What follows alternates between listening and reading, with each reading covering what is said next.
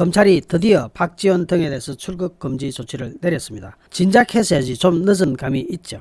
하지만 어쨌든 출국 금지가 돼서 다행입니다. 검찰이 서해 공무원 피살, 탈북 어민 북송 등 문재인 정부의 대북 사건 관련 핵심 인물들에 대해서 출국 금지 조치와 입국 시 통보 조치를 한 것으로 확인됐습니다. 국내에 있는 박지원 전 국정원장은 출국 금지시키고 미국에 체류 중인 서훈 전 국정원장은 공항에서 입국 즉시 검찰에 통보하도록 조치했습니다. 이 역시도 조금 부족한 느낌이 드는데, 서훈은 당장 인터폴의 적색 수배를 때리고 여권 무효화 조치를 해서 미국으로부터 하여금 강제 추방되도록 해서 신병을 인수하는 방법이 제일 빠릅니다. 그런데 어쨌든 입국할 때 통보를 해달라, 이런 입국 시 통보 조치를 내린 것만으로도 검찰이 한 것은 잘 했다고 볼 수가 있습니다. 두 사람은 국가정보원이 각각 서해 공무원 피살 사건 관련 보고서 삭제 및 강제 북송 사건 관련 직권남용 등의 혐의로 고발한 사건의 피고발인이자 핵심 피해자입니다. 서울중앙지검 공공수사 1부 이희동 부장검사팀이죠. 공공수사 1부와 공공수사 3부, 여기는 이준범 부장검사팀이죠. 이 두 팀은 최근 박지원, 서훈 두 전직 국가정보원장에 대해서 각각 출국 금지와 입국 시 통보 조치를 법무부에 요청했습니다. 한동훈 법무부 장관은 수사상 필요성을 인정해서 검찰의 요청을 수용했다고 밝혔습니다.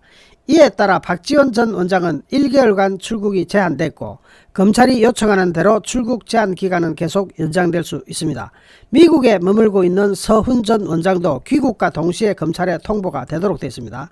서훈 전 원장은 지난달 12일 관광비자로 출국해서 현재 LA, 로스앤젤레스 등지에서 머물고 있다고 합니다. 이들은 서해 공무원 피살, 탈북 어민 북송 사건에 연루된 키맨으로 꼽힙니다. 박지원 전 원장은 2020년 9월 22일 해양수산부 공무원 이대준 씨가 서해상에서 북한군에 피살된 사건과 관련해서 국정원 직원들이 생산한 첩보 보고서를 무단 삭제한 혐의를 받고 있고, 서훈 전 원장은 2019년 11월 탈북 어민의 귀순 의사를 무시하고 정부의 합동조사를 닷새 만에 조기 종료한 뒤에 강제 북송시킨 혐의를 받고 있습니다. 서훈 전 원장은 공무원 피살 사건 당시 청와대 국가안보실장이었는데 이 사건에 직통으로 연루가 돼 있죠. 국정원은 지난 6일 박지원 전 원장을 국가정보법 위반, 직권남용죄, 공용 전자기록 등 손상죄, 서훈 전 원장에 대해서는 국정원법 위반, 직권남용죄와 허위 공문서 작성죄로 고발했습니다. 법조계는 출국 금지 조치, 입국 통보 조치는 소환 조사가 예상될 때 이루어진다고 말했습니다. 검찰은 지금 해외에 있어서 소재 파악이 쉽지 않은 서훈 전 원장의 귀국 예상 일시를 주시하고 있습니다. 서훈 전 원장은 지난달 27일 사실규명을 위해 최선을 다해 필요한 협조를 할 것이라고 밝혔지만 고발된 이후 전혀 입장을 내지 않고 있고 전화도 받지 않고 있습니다. 이 밖에 김동연 전 통일부 장관, 이영철 전 합동참모본부 정보본부장 등도 해외로 도망을 가버렸는데, 이런 사건 관계자들에 대해서도 입국 시 통보 조치를 취해질 가능성이 높아 보입니다. 문제는 김현철 전 통일부 장관은 해외로 튄 게 분명하고, 정의용은 미국에 출국했다는 중앙일보와 조선일보의 보도가 나왔지만 아직 국내에 머물고 있다는 주장이 나오고 있어가지고 사실 여부는 조금 더 확인해 봐야 될 것 같습니다. 어쨌든 그 모든 사람들이 해외에 있다 하더라도 입국 시 통보 조치를 취해질 가능성이 높다는 점에 있어서는 조치를 안 내린 것보다는 훨씬 낫습니다. 하지만 보다 강력하게 인터폴의 적색 수배를 때리는 것과 여권 무효화 조치를 통해서 이 사람들을 국내로 데리고 와야 됩니다. 그 사람들이 자기 발로 들어오겠습니까? 이미 튈 때 다 작정하고 튀는데 무슨 입국 시 통보 조치 이런 겁니까? 검찰 좀 답답합니다. 검찰은 13일 국정원 압수수색에 이어서 국방부 군사통합정보처리체계 밈스라고 합니다. 밈스 실무진 조사 등 혐의 입증에 필요한 기초자료를 확보해서 분석하고 있다고 합니다. 주변부 조사를 마치는 대로 박지원, 서훈 전 원장에 대한 소환조사에 들어갈 것으로 예상되는데, 일단은 본격 수사에 착수한 것으로 봐야 되겠죠. 특히 검찰은 서훈 전 국정원장 등이 각 기관 소속 공무원에게 귀순 어민들을 강제로 북송하도록 지시한 것은 직권을 남용해서 의무에 없는 일을 하게 한 것으로 직권남용 혐의 적용이 가능한 것으로 보고 수사 중입니다.